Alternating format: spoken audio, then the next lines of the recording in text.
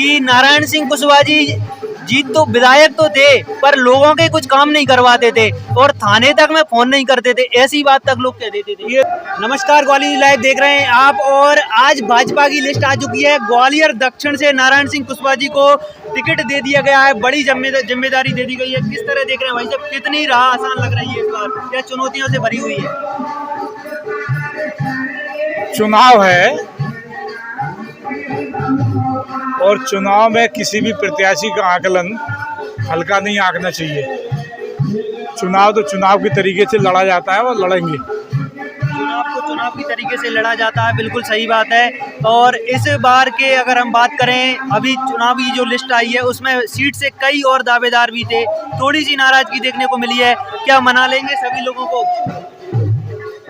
पिछली बार भी क्योंकि अपने ही घर से चूक हो गई थी, थोड़े से मार्जिन से ही अंतर से जीत रह गई थी, तो इस बार तो कोई ऐसी चूक नहीं हो पाएगी। इस बार पार्टी के सारे लोग पार्टी का काम करेंगे और करना चालू कर दिया है, ऐसी कहीं कोई दिक्कत नहीं है। कहीं कोई दिक्कत नहीं है। प्रवीण पाठक जी को कितना आप मान रहे हैं, कैसा लग रहा है उनको?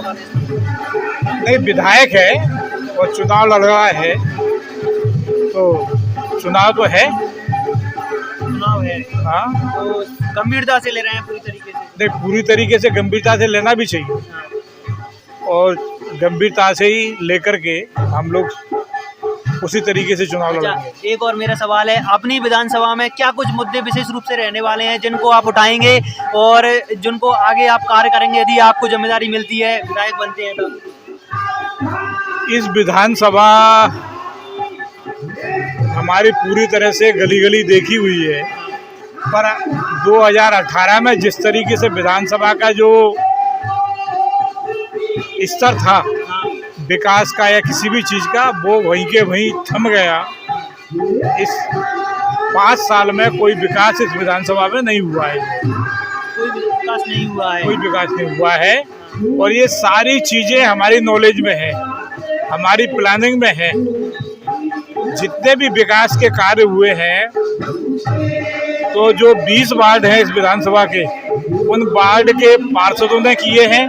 ये हमारे सांसद माननीय विवेक नारायण सेजवलकर की देखरेख में वो काम उनके द्वारा संपन्न हुए हैं और हो रहे हैं।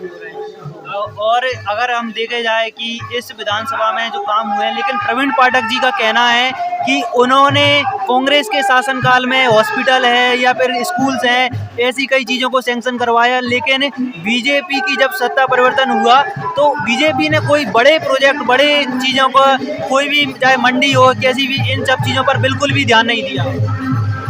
विकास पाठक, प्रवीण पाठक के बगल में सब्जी मंडी है।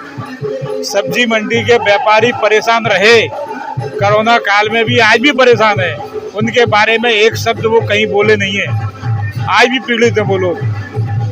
1000 अस्पताल का एक विधायक बनवा दे, मेरे ये समझ में नहीं आती कि किस मूड से और किन बातों के हिसाब से वो बोल रहे हैं।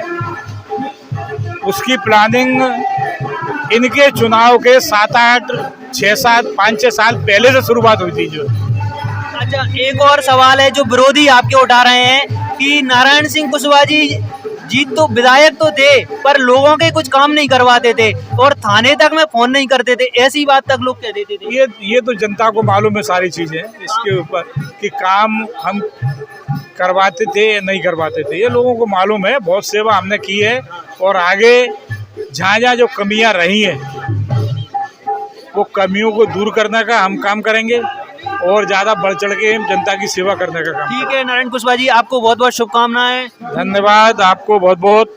यहाँ पर हमारे साथ मौजूद हैं बीजेपी के जो प्रत्याशी हैं नारायण सिंह कुशवाहा जी, इनके साथ हमने बातचीत करी।